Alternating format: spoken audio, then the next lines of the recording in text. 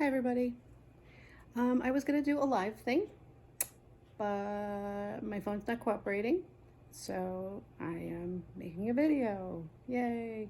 And so hopefully it will be done at 2 o'clock. I'm looking at the clock, and I will put it up for you to watch if everything cooperates. So first I want to say hi to Matthew, Caitlin, Aaron, Passine, Claire, Desmond, Layla, Sebastian, Eva, Kiernan, Olivia, James, Laura, Ellie, Abby, Evangeline, Elijah, and Emberson. And I hope I didn't miss anybody that was on my list. If I know Miss Linda's little people might be watching, Isabella. Oh my goodness, I can't think of names. Logan. So what I'm going to read to you today has to do with Middle Eastern countries, and it's the Mulla Nasruddin. Sorry, and I said it 6 times and I said it right before. And he is a figure that is in a lot of stories in the Middle East, and some say he might have been real. Some say no. I gave you a paper that told you a little bit about him, and also that in India they also have stories about this man. And I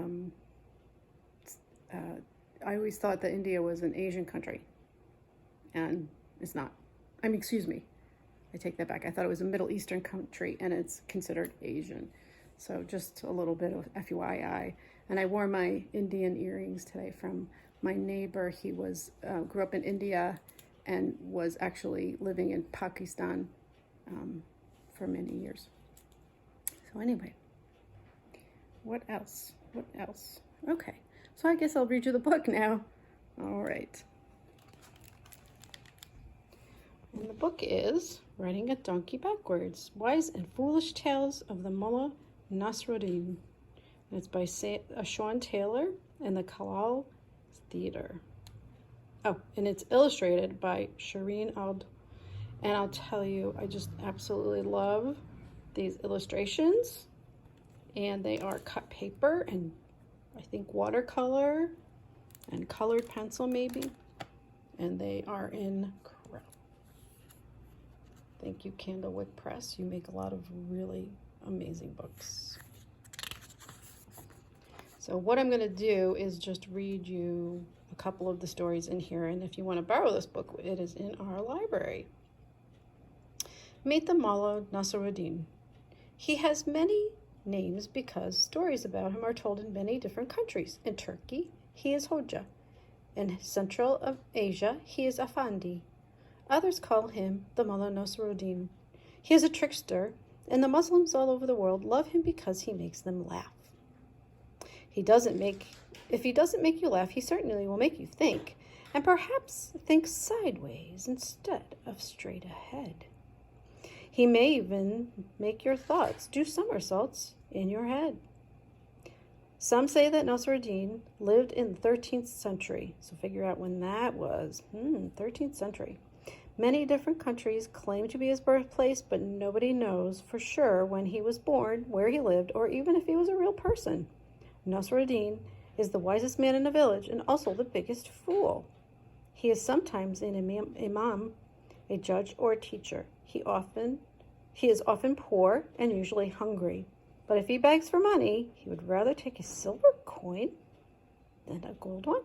If you want to know why, read on. Sometimes Nasruddin can be seen carrying his front door on his back. Why? So no one can enter his house while he's away, of course. And he likes to ride his donkey backwards. Why does he do that? You'll find out at the end of the book. Actually, there's a little bit of cotton here too for his beard. It's so cute. So this is the first story. They're very short. Whose move? One afternoon, a robber broke into Mulla Nasruddin's house. The robber stole everything he could carry. He took a carpet. He took the best cooking pot. He took a stool. He took the mullah's favorite cushion. Then he walked away. Nasruddin came home just as the robber was leaving. The robber didn't see him, and Nasruddin decided not to shout or say anything. Instead, he followed the robber down the road. He followed him around the back of a tea house. He followed him all the way to the other side of the village. Then, when the robber arrived at his own house, Nasruddin followed him inside. As the robber put down the stolen things, Mulla Nasruddin got into bed. "What are you doing?" said the robber. "My wife and family will be joining us in the morning," Nasruddin told him. Then he pulled up a blanket and pretended to go to sleep. "What do you mean?" asked the thief. "Well," Nasruddin replied, "I thought we were moving to your house."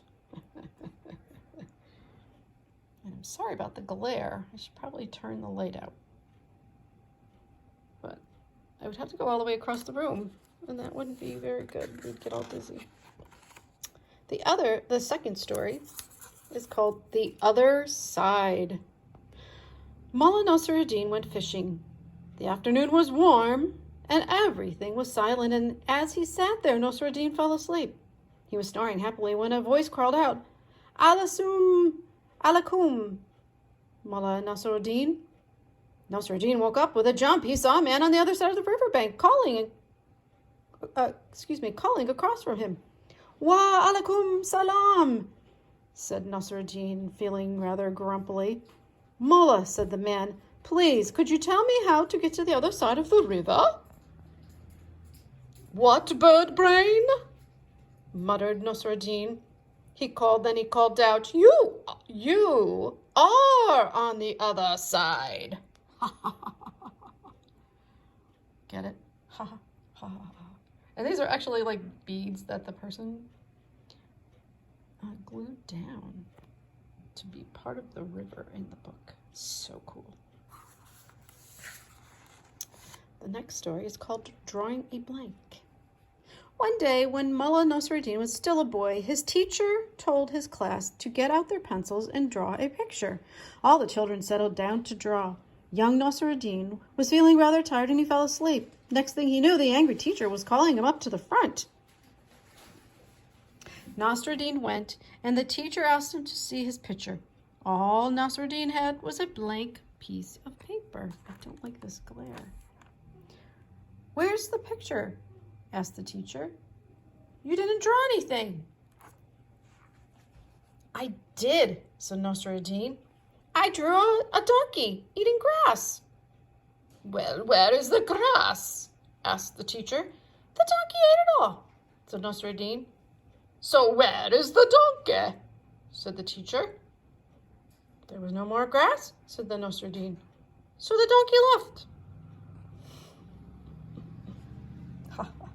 I just think these are so funny. They're such funny stories.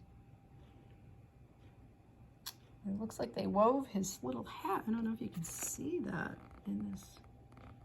It's hard to focus. Isn't that cool? Very talented artist, I think. Silver or gold is our next story. Mulla Nasruddin had no money, so he went to the marketplace to beg for coins. He sat in the shade near the shop owned by a rich carpet seller.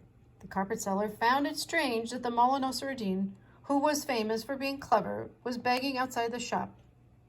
It made him wonder if the mullah was clever. I'm trying to move this in. It made him wonder if the mullah was so clever after all. So he came up with a trick. And I'm not really showing you the pictures very well because I'm trying to do this. "You can take whichever you want." He went over to Nasruddin and held out 2 coins. "You can take whichever you want," he said. One was a small gold coin. The other was a silver coin, which was bigger, but worth 10 times less. I don't know why this keeps making it blurry. It's very upsetting. The shopkeeper laughed because this was such a foolish thing to do. The next day he invited some friends to watch and he repeated the trick. Nasruddin took the big silver coin again. Soon the whole town had heard his story. Lots of people offered a gold coin and a big silver coin to Nasruddin.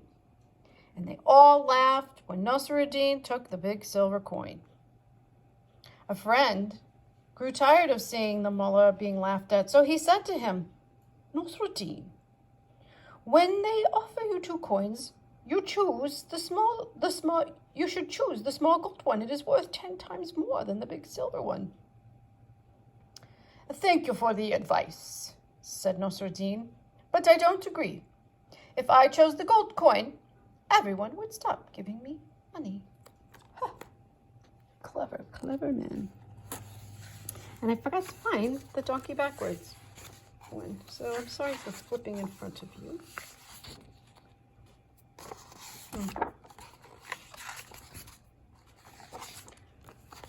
I guess you're going to have to get the book. Actually, you should rent this book, or borrow this book. And I'm going to, okay, here it is. So now you've met Mullah Nasruddin. Remember the question at the start of the book, Nasruddin, why do you ride a donkey backwards? And he's saying, what are you talking about? I'm facing forward. It's the donkey who's facing backwards.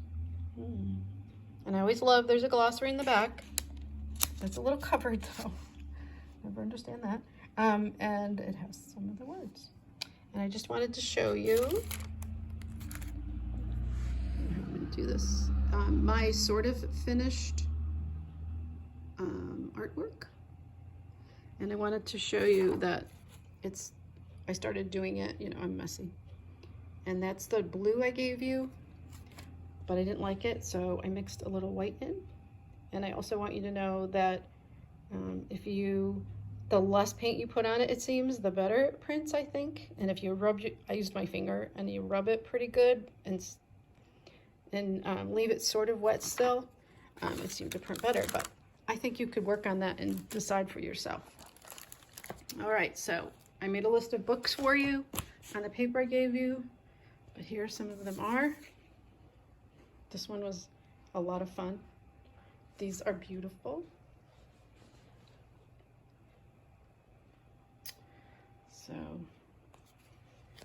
So I hope you like the story. Maybe I'll figure out the Facebook Live before next time, and I hope I'm in this picture because I don't even know. All right, have a good time.